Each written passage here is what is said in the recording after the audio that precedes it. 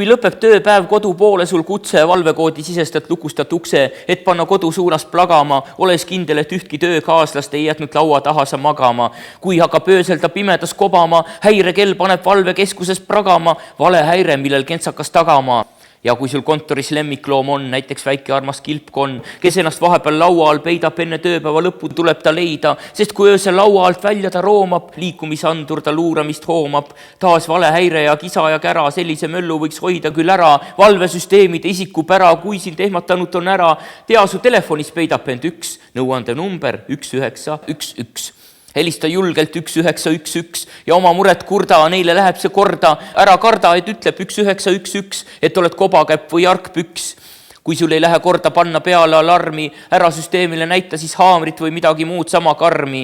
Helista julgelt 1911, ära karda, see pole lõks, kuid ühest kõnest või maksimum mõnest saab selgeks sul nõks, kus seada nendele lõks, kelle eesmärk vaid üks, läbi viia su kontoris, korteris, kopteris, alatu lüps. Helista julgelt 1911 ja vastab teile seal kes?